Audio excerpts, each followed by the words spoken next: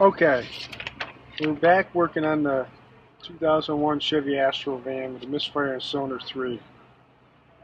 Um, I got my scope hooked up. Now what I did is I used Pro Demand. Sorry about that.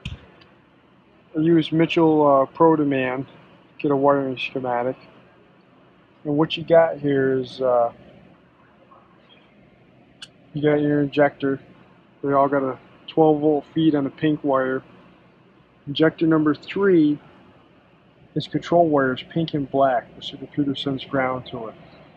So as you can see, as you line it up, it comes in right here, pink and black, and the harness is right here. So what I did is I back probed that pink and black wire. Never ever pierce a wire, especially here in the Northeast. You never pierce the insulation. Always, they sell back probes, or you can take a T-pin, back probe the connector, hook up for voltage. So now what I did is I hooked up for voltage with my Pico scope, and then also I put a current clamp around it so I can check the current. Now what that's going to do is the current tells me I'm getting the correct flow of current. Also, I'll be able to tell if the injector is opening. The voltage side, I'll be able to tell if the injector is closing. So, and then that'll rule out if I need an injector or if I just need to pull it out and clean it. So, I'll show you where I got it connected. As you can see, it's not fun getting in here. Okay, there's my current clamp. And see if you can see this back. Go on the other side. And there's my back probe. Okay? So the tool we're using is the Pico 4425 4-channel oscilloscope. PC based.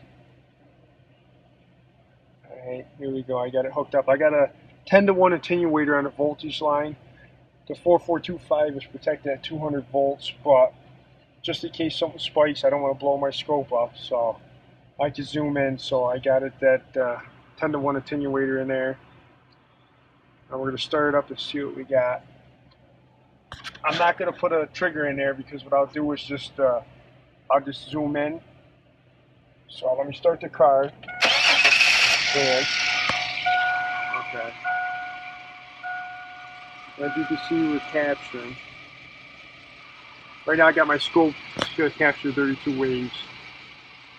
As you can see, I got activity on the line, so I really don't think it's a bad injector. I think it's going to end up being dirty. What I'm going to do is I'm filling up my buffer right now.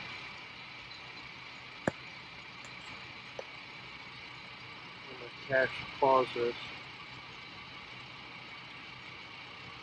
Okay. So, hold on, let me shut this off. Now what we're going to do, pull the scope closer. I'm going to zoom it, well I'm going to save it. Just so I got everything, just in case something goes wrong. It's really easy to save with the Pico. It's got a lot of memory, as much as your computer can handle, and also you can save it to a flash drive. Oops. Working with this mouse and working with the video is hard. So what I'm going to do, save it, file.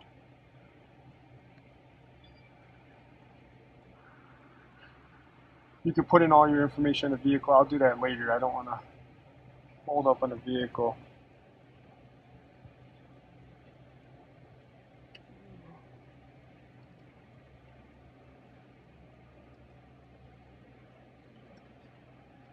Yeah, I'll go back in and enter all my information on the vehicle later because then I'll upload it to Pico's library. No good wave pattern.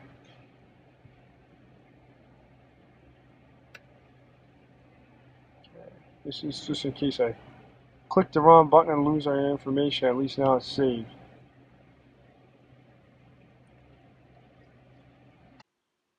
Alright, I just stepped out of the car, analyzed this injector pattern a little bit better. As you can see, right here is the pintle hump right here. Shows me that the injector's closing. So I know I have mechanical movement in the injector. So at this point, I'm going to say the injector's dirty. We'll pull it out, see if we can clean it. If we're not able to clean it, then I'll have to install a new injector. Alright, we got the correct injector now. As you can see, poppet valve. Use the injector here. Alright, I'm going to install this in. Install it in the vehicle. Once I get it installed in the vehicle, then I'll show you the new scope pattern and the new injector. Okay. Alright. Yeah, I'm on a 2001 Chevy Astro van. I just installed the fuel injector. You can see our fuel trims are better now. We don't have the issue with asking for fuel. Fuel trims well within specs. I'm going to go back, show you misfire data, show you it's not misfiring.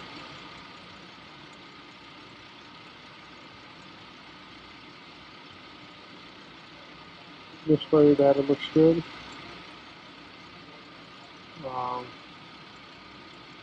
No misfires going on. Nothing in history. It's definitely a fix. I got the scope on the fuel injector.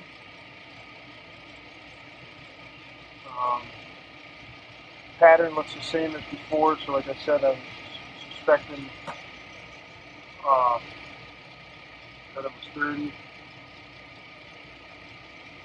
But I'm scoping a new injector just so I can check. I'm still a little new with the scopes, still learning as I go. So later on today when I get home, I'm going to save this data and I'll update the video. Okay, I'm out of the car now, reviewing the injector wave patterns, the new and the old injector, so we can compare the two.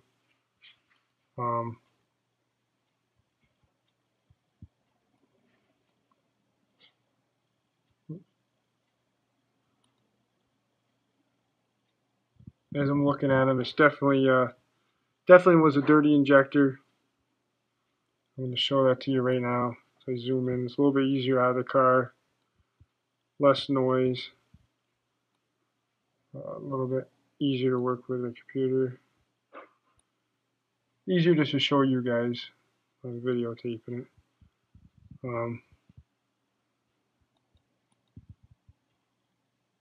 As you can see,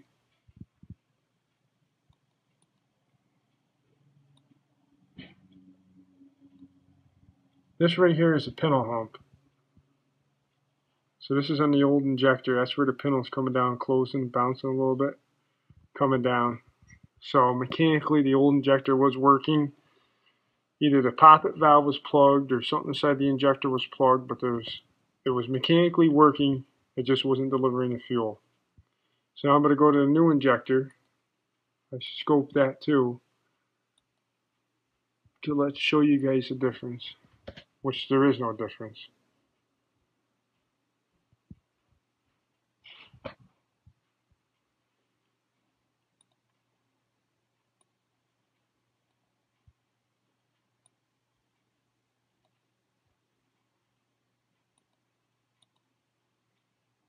As you can see right here is the pintle hump on a new injector.